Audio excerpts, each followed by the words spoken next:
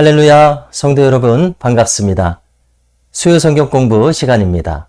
네, 오늘 본문은 마가복음 6장 45절에서 52절까지입니다.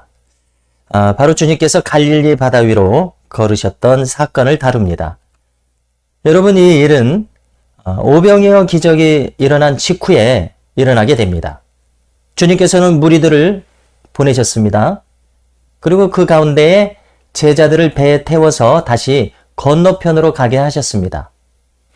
본문에서 벳세다가 목적지인지 출발지인지 하는 논란이 있습니다. 그러나 지금까지 거론한 것의 통일성을 위해서 제자들이 벳세다에서 출발한 것으로 하겠습니다.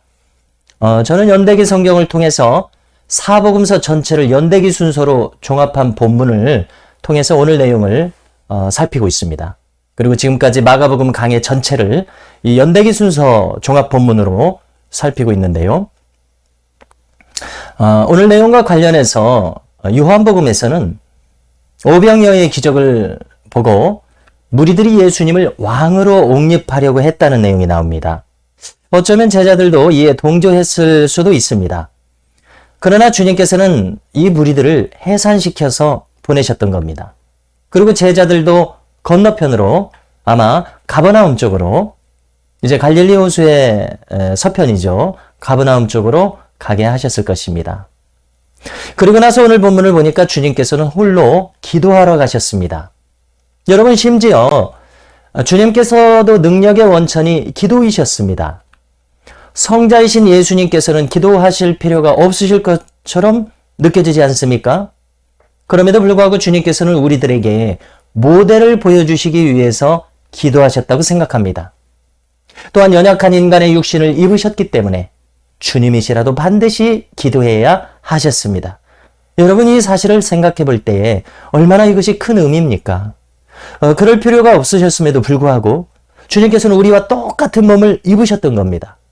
그래서 능력이 나타나기 위해서는 주님도 기도하셔야 했던 겁니다. 성령의 기름 부으심이 필요하셨습니다. 우리처럼 말입니다. 사도행전 10장 38절을 보니까 하나님이 나사렛 예수에게 성령과 능력을 기름 붓듯 하셨으매 그가 두루 다니시며 선한 일을 행하시고 마귀에게 들린 모든 사람을 고치셨으니 이는 하나님이 함께 하셨음이라. 여러분, 이것은 베드로의 설교에 나오는 내용입니다. 베드로가 목격했을 때 주님께서는 기도하심으로 성령의 능력을 기름 붓듯 부음받으셨던 겁니다. 여러분, 하물며 우리겠습니까? 우리에게도 초대교회와 같은 이 능력, 제자들과 같은 능력 전도를 하려면 기도함으로 성령의 능력을 받아야 된다는 결론을 얻게 되는 것입니다. 변화산에서 내려오셨을 때 제자들은 귀신을 쫓아내지 못해서 쩔쩔매고 있었습니다. 그때 주님께서 하신 말씀이 무엇이었죠? 마가복음 9장 29절을 보니까 기도 외에 다른 것으로는 이런 종류가 나갈 수 없느니라, 이렇게 말씀하셨던 겁니다. 성도 여러분, 오늘날도 마찬가지입니다. 우리도 마찬가지입니다. 만일 우리도 능력이 나타나지 않는다면 그것은 우리의 기도가 부족하기 때문입니다. 신일 사역자들의 경험을 들어보니까 5시간 이상 장기간 방언으로 기도할 때 그들에게 능력이 임했다라는 말을 듣게 됩니다. 능력이 많은 것은 영적으로 볼 때 또 많은 천군 천사들이 그를 돕기 때문이라는 말도 듣게 됩니다. 여러분, 우리가 이 기도 시간의 분량을 단순하게 그냥 기계적으로 한정할 수는 없을 것입니다. 그러나 자신의 심령이 깨끗해져서 거룩하신 성령께서 임하시려면 얼마나 깊고 철저한 회개가 필요하겠습니까? 그리고 능력이 나타난다고 해서 교만해지지 않으려면 얼마나 자신이 죽는 경험을 깊이 해야 되겠습니까?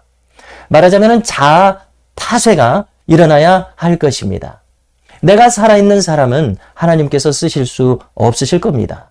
여러분, 오늘 본문이 큰 교훈을 주고 있습니다. 주님께서 홀로 기도하셨다는 것이 우리에게 모델이 되고 있습니다. 여러분, 그리고 나서 이제 날이 완전히 저물게 됩니다. 여전히 배는 갈릴리 바다 한가운데 있었습니다. 얼마나 그 거리가 되는지, 그 거리가 멀어 보이지는 않는데 한밤중에도 바다 한가운데 배가 있었습니다. 여러분, 이때 바람이 세게 불었습니다. 풍랑이 일 정도였습니다.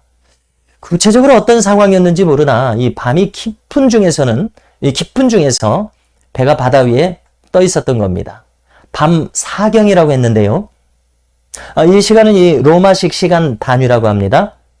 구체적으로는 새벽 3시에서 6시 사이로 알려져 있습니다. 여러분, 이 깊은 밤중에 제자들은 풍랑 속에서 힘겨워하고 있었습니다.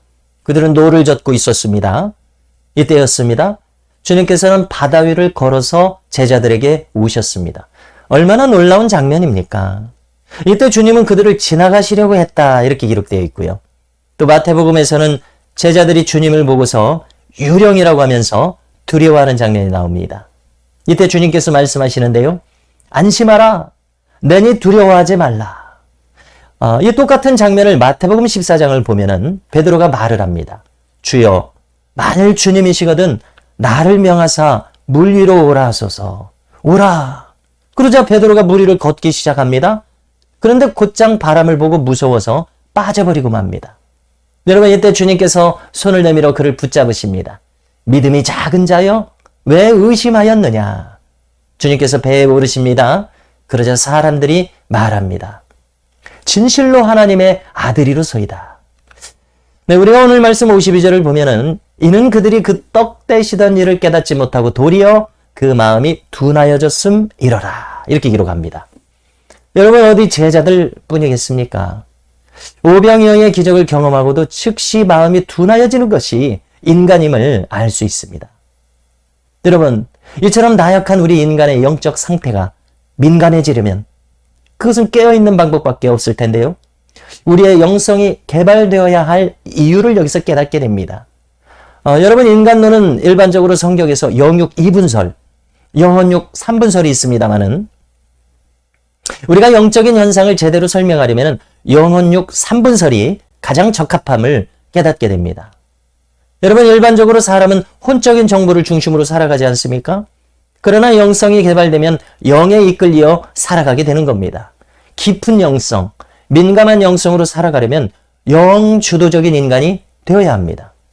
여러분, 그래야 혼잡한 혼적 충동에 끌려 다니지 않게 됩니다. 그러기 위해서 자아의 죽음과 깊은 기도가 필요함을 깨닫습니다. 여러분, 제자들은 조금 전에 이 오병이어라고 하는 놀라운 기적을 맛보았음에도 불구하고 아직 영적으로 민감하거나 깨어있지 못합니다. 그들은 장차 오순절 성령 강림 사건을 경험함으로 영적으로 깨어있는 사람들로 변화합니다. 여러분, 어찌 우리라고 다르겠습니까?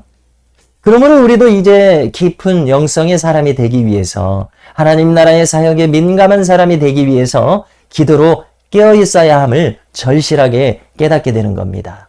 성도 여러분, 오늘 말씀을 통해서 우리가 반드시 얻어야 할 교훈이 있습니다. 주님도 홀로 기도하셨습니다.